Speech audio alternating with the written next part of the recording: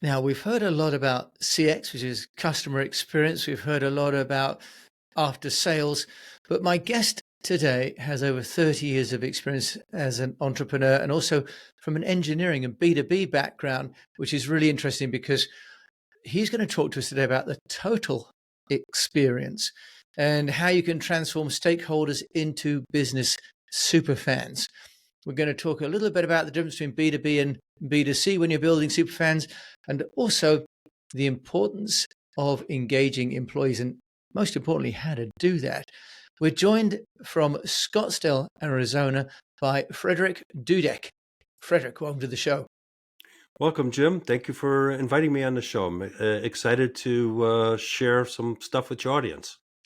Well, me too. And Frederick said welcome because actually he also has a podcast. So he is used to being the host, I think. So I'm turning the tables on you today, Frederick, It's all because good. you've got a lot of great wisdom to share. Now, let's just hear a little bit about you, but then also let's then talk about business superfans and why we need them and how we can get them. Okay. Well, I'll do a quick recap, a little bit of my history. I was actually born in France and grew up in the United States, but I was fortunate in my early youth to spend a lot of summers at my grandfather's place just outside of Bordeaux. In middle school, I got involved into drafting, and that took me into the engineering career where I did a lot of drafting stuff for the automotive industry. And then from there, I was picked to learn computer-aided design when it was just beginning.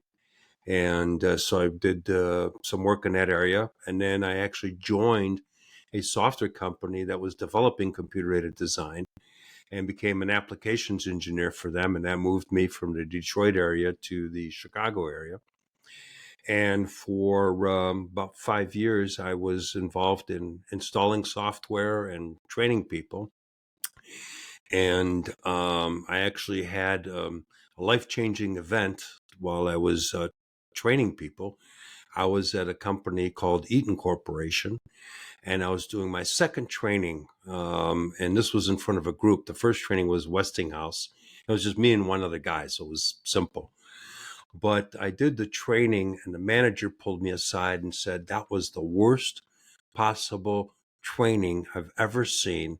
I'm going to give you till tomorrow to get it sorted, or I'm calling your boss and having you terminated.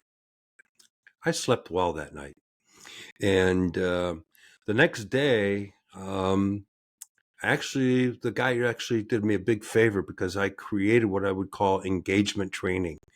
So I would turn around and start having a conversation with the students in the class and start around and say, okay, Jim, is this the right command syntax to do this? And they'd say, well, you'd say, okay, yeah, I think so. Well, Mike, do you agree with Jim? And it started to get a whole conversation, and I became the most sought after application engineer to install software and train.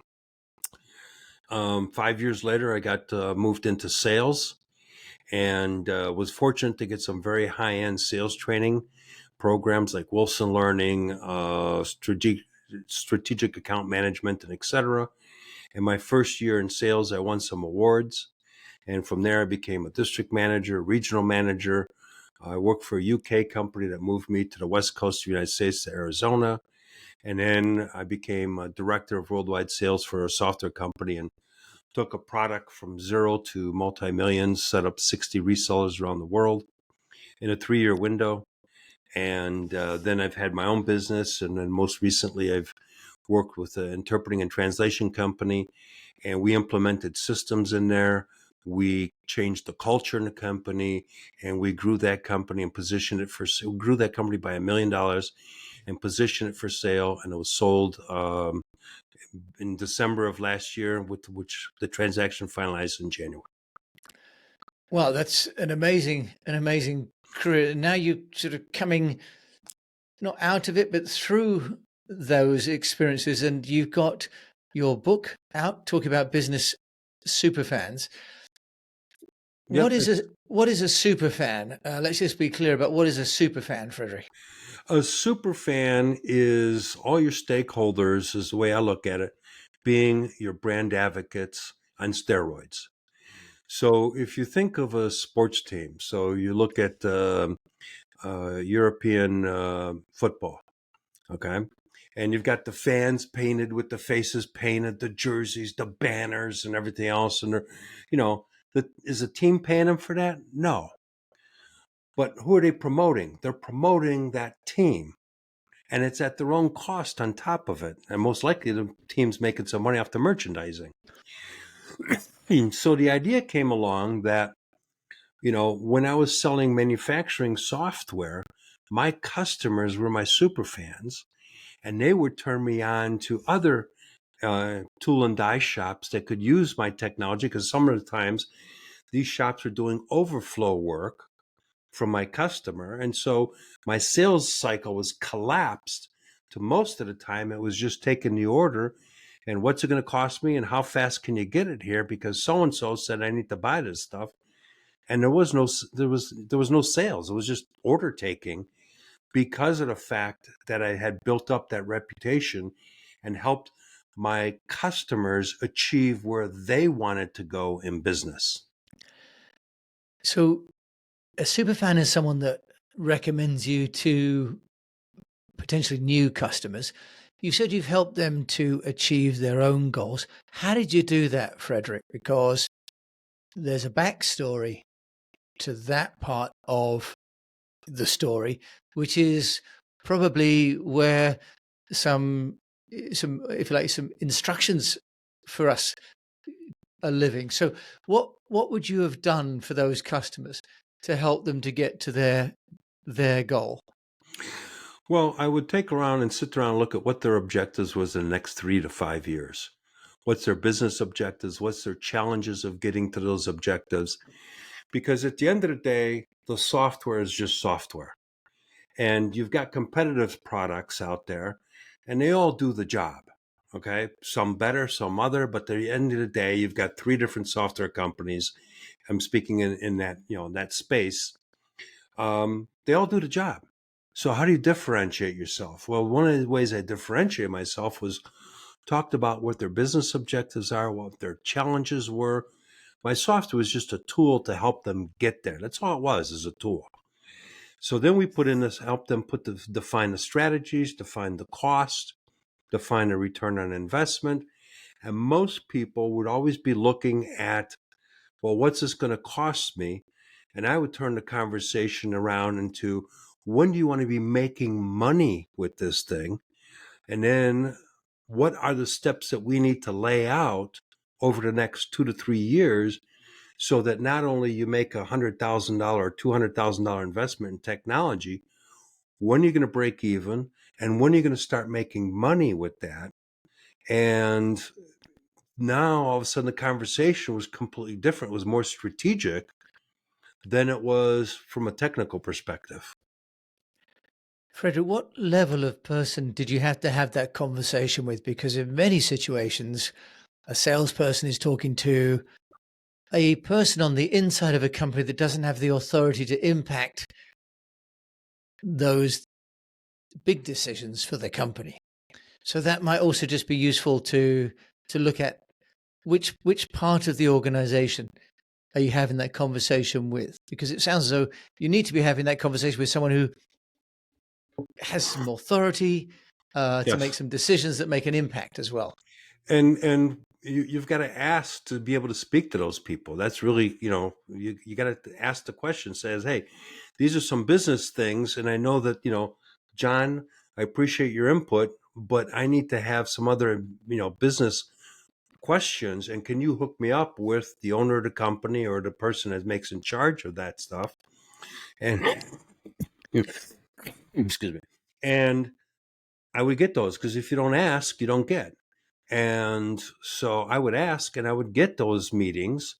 And then most of the time, the management would be appreciative of that whole strategy because they never looked at it from that perspective. They never thought about it from that perspective. The other thing that I did to create super fans out of that, let's say a tool and die shop, was when we would do a product presentation, we'd have the guys on the shop floor to be using the technology, management, finance, all that stuff. I made sure to get everybody's name. And then when we got done with the presentation, I sent a letter through the mail thanking everybody for their time and their input in our presentation. So Steve, that's the guy on the shop floor that never gets anything, gets a letter in the mail saying, "Hey, Steve, I really appreciate your contribution to the meeting last week, blah, blah, blah, blah, blah." He feels like a rock star. And so when they would have a meeting to decide which vendor they're going to go with, I already had predisposed the mindset, and they would come back and says, "Well, we felt after the sale, your company would give the best support." And I positioned that by the follow-up. Follow-up is everything. Yeah. Frederick, that's a really good piece of advice, that the follow-up, as you say, indicates the way that you would treat them after they become a customer, right? Because you're sending them a letter without having got anything confirmed in terms of being a customer yet, Right. right? So you're showing some integrity and some willingness to be there for them, whether you're their vendor or not. Correct. So that positions you entirely different. And as you say, it's also next to free, that kind of gratitude, isn't it? It's a letter and some time. Yeah, Which or email. I mean, today's world, email, but back then I used to do it via letter. It had more impact, and it just changes the game. So for anyone listening, for those of us listening, just that recognition through something in writing for the people that often may be invisible in the room. Because I think that's the other thing you're saying, Frederick, isn't it? It's not just the person who makes the decision, it's the other people in the room that are involved in the conversation in B2B. How does that apply in the consumer space, Frederick? Because they're quite different, B2B sales and consumer sales, aren't they? Sure, but I look at it as it's very similar, because if let's say I'm a home improvement company, okay, and someone wants their kitchen remodeled. So you go in and you go and assess the remodeling project, and they're going to look at a couple different vendors.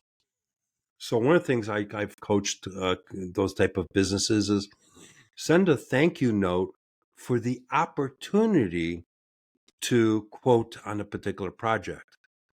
So now you're showing that you're grateful that you've been invited to bid on this particular project. More importantly, the odds are the competition did not do that. So right off the bat, you stand out in front of everybody because of the fact that you said, "Wow, Jim, thank you so much for the opportunity on this to bid on your kitchen remodeling project. We know that that's where most people spend most of the time in our house. And so we're just wanting to say again, thank you. And we look forward to the possibility of working with you." And so you also position the verbiage. So you're assuming the close as well. So it serves as two purposes. One, it serves gratitude. Second of all, you're already talking about our next steps to move forward. So, Frederick, although you've got a background in engineering, you are really a bit of a psychologist and a marketing expert rolled into one, aren't you? I'm a left brain, right brain guy. Yeah, very, very interesting. Very, very interesting. When you talk about total experience, we talked about sort of the pre-selling. What about the other tools or tactics that you might use when it comes to, for example, actually delivering and implementing a system into a client's company? What advice have you got for that? Well, one is set the proper expectations. So, last thing that most people, whether it's a remodeling project at someone's home, or you're implementing technology in somebody's business, you're disrupting their operations. So the important part is set proper expectations so that people can plan appropriately. And so now all of a sudden it makes the whole process much simpler because, for example, when I was running with the interpreting and translation company, we landed the Arizona Department of Health Services account. And that's a big organization. And they had 50 some offices with people.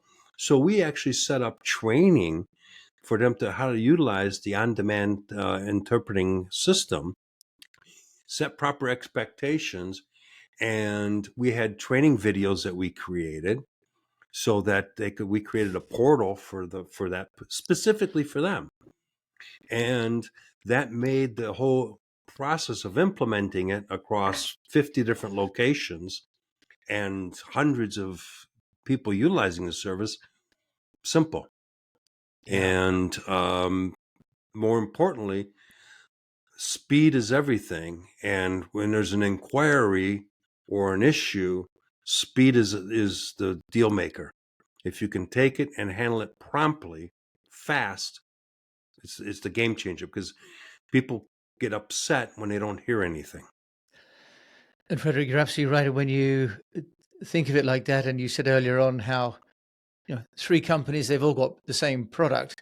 You're differentiating yourself on your pre-selling, the recognition, on the recognizing the installation will cause some disruption, and also that on the rollout, that if there are any issues with that, that whoever needs to talk to somebody can get access to customer service without delay, right? So these are the wrappings that you can put around a product or service that are not written on the book, are they? They're not written down on the product definition. Correct. They're the other aspects of what it's like to do business with you that Yep. create the superfans.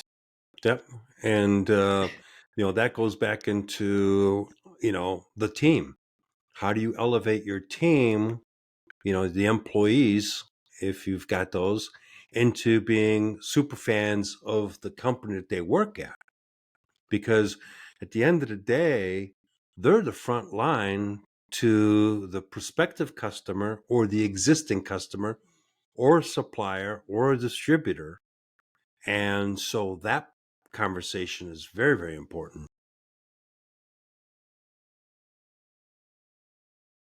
I lost you. And how are you doing that, Frederick? Because increasingly employees are remote or semi-remote.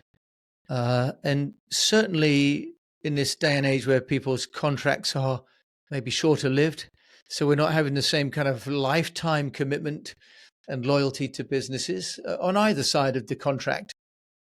How are you getting, if you like, super fans as employees?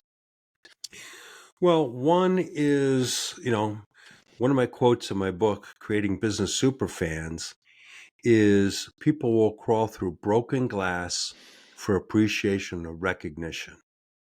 And so the reality is we don't give out enough appreciation. And, when you take around and say, okay, Susie, thanks a lot for that extra effort that you took with this particular customer and this particular problem. We really appreciate it. Well, Susie feels okay. Okay. She feels good. However, if I turn around and say, hey, we're having a company meeting and I want to take a moment to recognize Susie in front of everybody, she feels on top of the world. And more importantly, you've just motivated the whole team because of the fact that they're saying, wow, the owner of the company really appreciates our extra effort and more importantly, notices it. And that's the game changer right there. That changed the culture, that changes the mindset. Now everybody wants to be recognized. So the old criticize in private and recognize in public maxim still holds true, right? Yep. For people.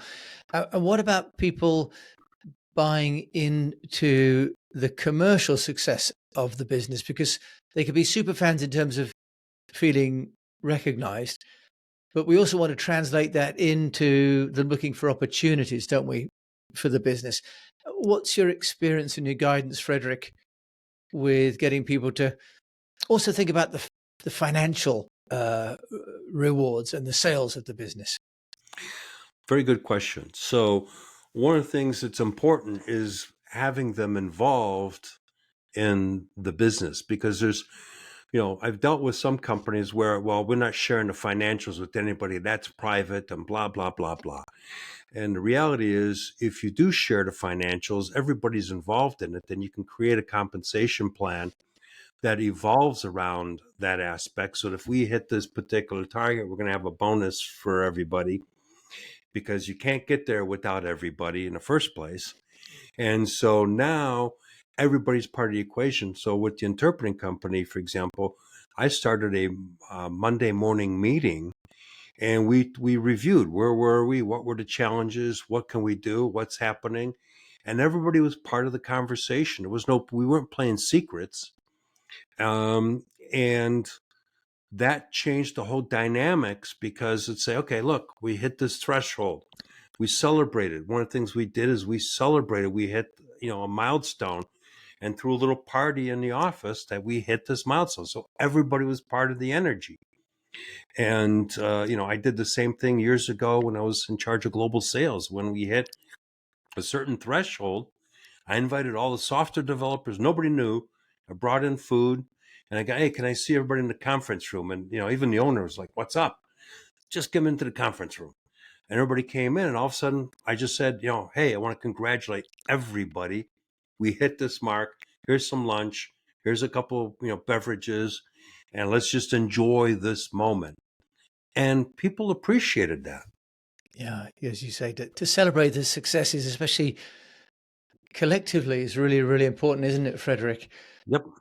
Frederick, let's change slightly the conversation because you're doing consulting, but you've had a career change yourself, really, haven't you? Because you've been in big companies, then transitioned to sort of semi-entrepreneurial into consulting.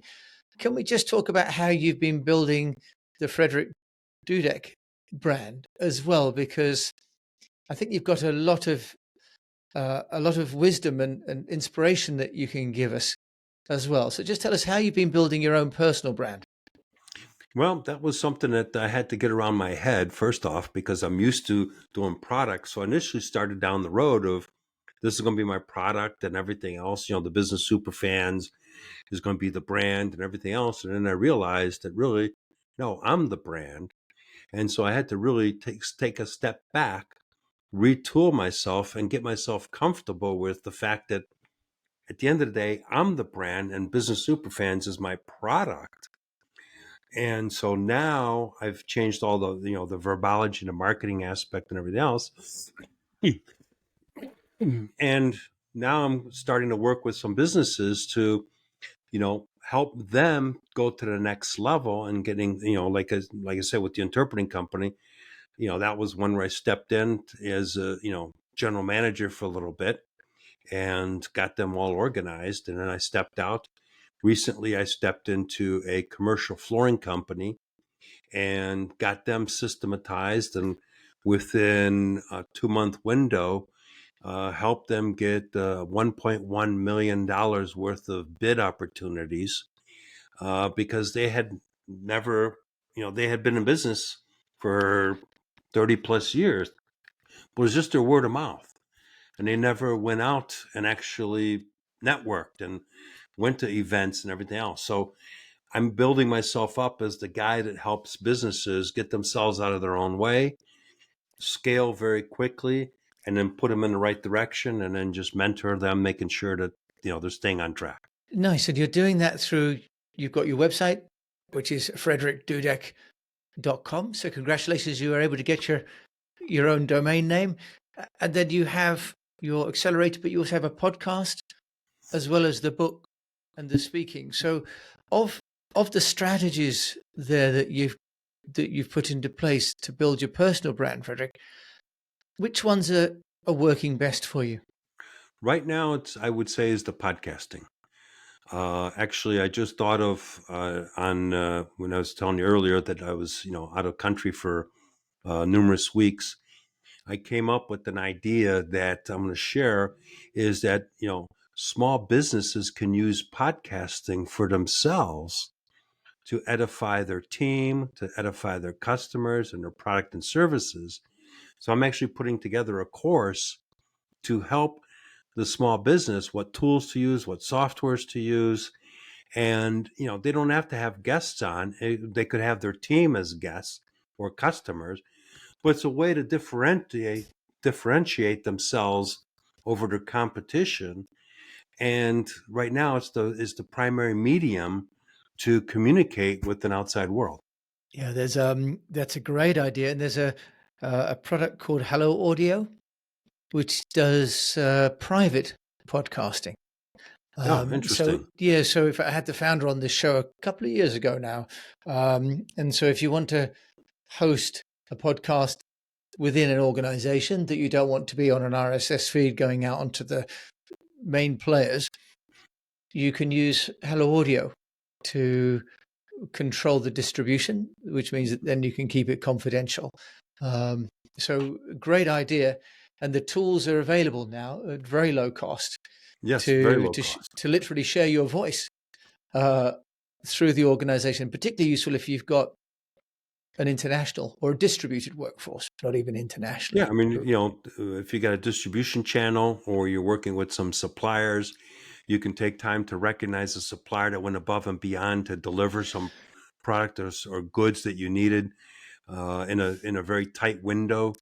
So there's a lot of ways that you can leverage that whole total experience with a multitude of different touch points within an organization. Frederick, sounds like a great way to now ask you your number one tip or piece of advice for an entrepreneur. What would that be? Uh, it would be number one tip would be expressing thank you, because we don't say thank you enough to our team, our suppliers, our distributors, all the stakeholders. You got an employee that went above and beyond to make sure that something got taken care of. You want to take time to just express some gratitude to them and thank you. If let's say you're selling home improvement stuff, again, I'll go back to that, and you didn't get the deal, send a thank you for the opportunity, because it still shows that you're a graceful loser. You look at sports and sports teams that are professional and stuff. One team win, one team loses, they all shake hands. And so, I take that metaphor and aspect is, hey, thank you for the opportunity. Today may not have been the time for us, but perhaps in the future, more importantly, perhaps you might know somebody else that could utilize our product and services. So you leave the door open, and you leave on a professional basis. Um, and I think that that's where people sometimes overlook the thank yous and staying in touch with the customer. Frederick, that's really, really nice. And you're watching my daughter play hockey against a team this weekend. And at the end, they stand opposite each other and give each other three cheers for the other team.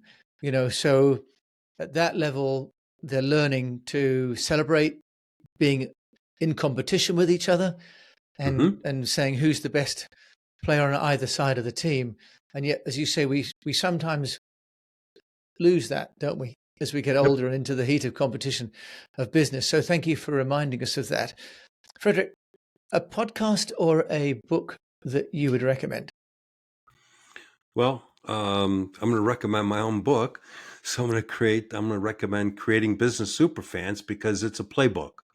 So there's some stories in there, but there's actual action items that you can actually take in there that you can actually implement right away. Don't cost you anything, but will start generating results. And I'm going to push my own podcast as well, the Business Superfans podcast, because that's where we share stories and bring on different people. Like this afternoon, or actually later this morning in Arizona, I'm interviewing a business owner of a technology company. So, and tomorrow I'm interviewing another company that's created e-releases, that is a PR platform that you can push out press releases that'll go to a multitude of media places. So a lot of cool tips on growing a business, creating super fans, and technology to do so. Frederick, well, you sound like just the man to do that. So, as Frederick grew up in France, I'm going to say merci, monsieur. De rien. And if you want to get hold of you, how can they do that? They can go to Frederick, Frederick, Dudek, Dudek.com. Frederick, merci bien. Eh bien, à bientôt. A bientôt. So we've been all the way to Arizona speaking to a Frenchman who now lives in Scottsdale, Arizona, with some internationally applicable rules of business engagement and of gratitude as well. And also appreciating really that to create superfans, we need to appreciate the people that we are trying to work with, whether we win or not. The overall game of business is one that we need to celebrate and to appreciate the people that are playing it with us. So a very positive and inspirational message from Frederick today. If you've enjoyed this message, do please share it and review the show on a player, because it really helps me to know what you think.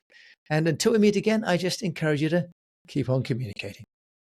Thanks for tuning in to today's Business Superfans podcast. If you found value in our dive into creating superfans for lasting success, show some love, hit like, and subscribe for future episodes, and share with your network to spread the insights. Your support is everything and fuels more content to boost your business success. Stay tuned, Superfans Superstars. Thank you for tuning in to today's Business Superfans podcast. If our exploration of creating superfans for lasting success struck a chord with you, show some love. Like us, subscribe for future episodes, and share with your network to spread the wisdom. Your support fuels us to craft more valuable content for your business success. Keep rocking, Superfans Superstars. Attention business owners. Are you looking to transform your employees, customers, and business allies' relationships and elevate your brand to new heights? Join the Business Superfans Accelerator today. Led by me, Freddy D, this dynamic mentorship program empowers you to turn your stakeholders into passionate superfans, the ultimate brand advocates who actively promote your business. Imagine a community of dedicated supporters promoting your products or services not just through word of mouth, but as proud champions of your brand. With exclusive access to monthly Q&A sessions, brainstorming opportunities, and valuable resources like online courses, playbooks, and much more. This program is designed to provide you with the tools you need for sustainable, profitable growth. Don't wait. Every moment you delay allows your competition to get ahead. Sign up now at bizsuperfans.community and start unleashing the potential of your superfans today. Your brand's transformation awaits. Let's make business growth your reality.